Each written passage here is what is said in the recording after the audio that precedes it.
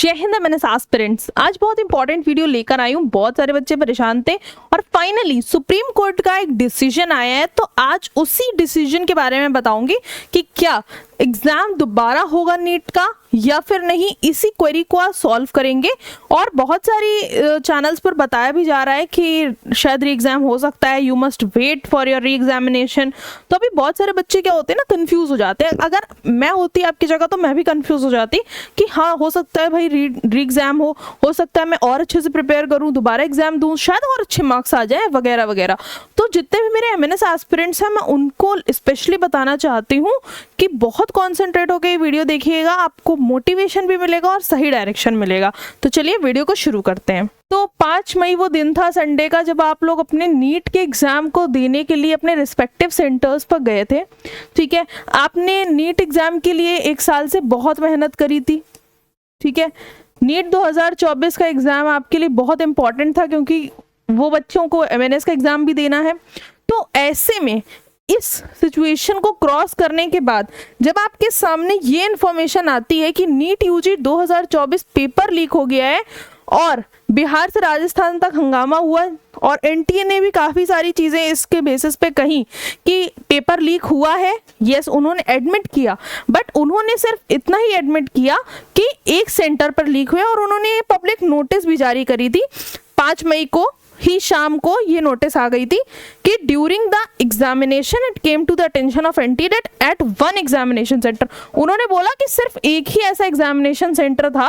कौन सा? Girls higher secondary model school मंदिर, मैंटोन, सवाई माधोपुर। ठीक है, तो उन्होंने बताया कि माधोपुर में एक ऐसा सेंटर था गर्ल्स हायर सेकेंडरी जहां पर कि आपके पेपर्स लीक हुए थे। उन्होंने इस चीज को माना कि इनकरेक्ट डिस्ट्रीब्यूशन हुआ क्वेश्चन पेपर्स का और बहुत सारी चीजें ऐसी हुई, कैंडिडेट्स परेशान हुए। ठीक है, तो उन्होंने अपनी पब्लिक नोटिस में सिर्फ एक ही एग्जामिनेशन सेंटर को माना कि हाँ वहां पर कुछ इंसिडेंट्स हुए, पर ये 5 मई की नोटिस थी। उसके बाद बिहार के पेपर लीक का मामला आ गया कि भाई बिहार में तो बहुत सारे बच्चों को, एस्पिरेंट्स को एक दिन पहले ही पेपर दिया गया, आंसर्स दिए गए, सारी चीज़ें दी गई। तो उसके लिए काफ़ी लोग रिस्पॉन्सिबल भी थे और मुझे लगता है कि अभी तक गवर्नमेंट ने काफ़ी कुछ एक्शंस भी लिए हैं और काफ़ी लोग अरेस्ट भी हुए हैं इस केसेस में।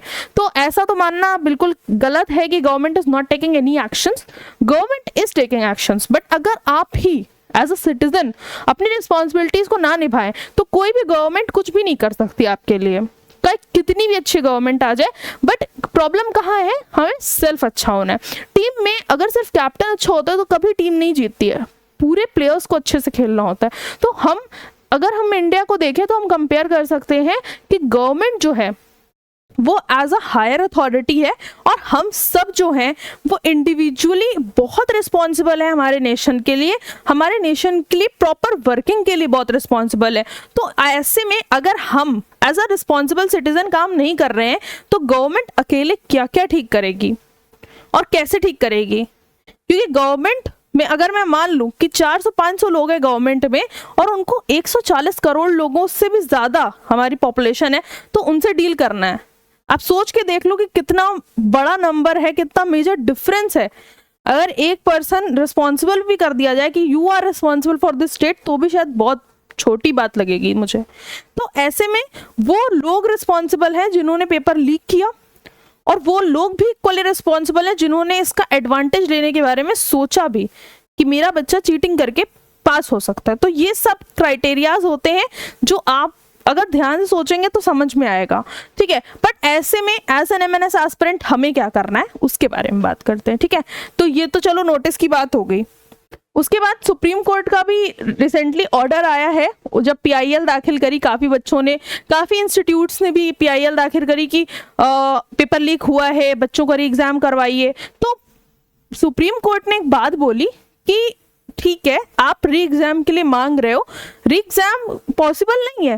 क्यों? क्योंकि 24 लाख स्टूडेंट्स अप्रॉक्स, ठीक है, ये अप्रॉक्सीमेट फिगर बताया गया कि अप्रॉक्सीमेट इतने बच्चों ने एग्जाम दिया है। 24 लाख बच्चों ने एग्जाम दिया है। क्या ये पॉसिबल है 24 लाख बच्चों का एग्जाम दोबारा कराया जाए? बहुत बड़ी बात है, फिर से सारी arrangement, security and everything has to be planned.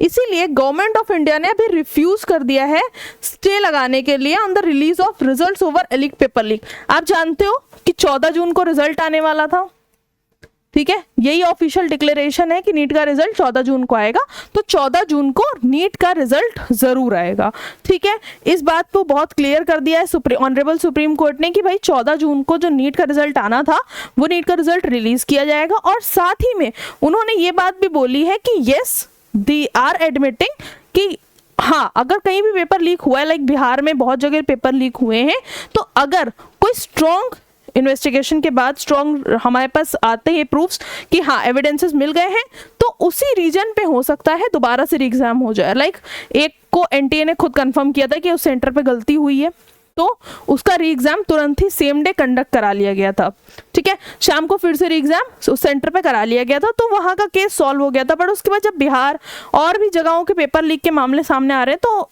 Government is just pushing with the fact कि अगर हमें एविडेंस मिल रहा है तो हम उसका री एग्जाम कराएंगे, उसी जगह पर री एग्जाम होगा जिन सेंटर्स पे एविडेंस मिल रहा है। पूरे ऑल ओवर इंडिया एग्जामिनेशन दोबारा कंडक्ट नहीं कराया जाएगा। तो इस गलतफहमी में तो बैठना ही नहीं है कि दोबारा से री एग्जाम होगा, फिर से मौका मिलेगा, अब इस बार और अच्छा कर लेंगे। तो बेहतर ये है कि नीट 2024 की प्रिपरेशन में दोबारा से लगने से अच्छा है कि आप नीट 2025 के लिए प्रिपेयर कर लें।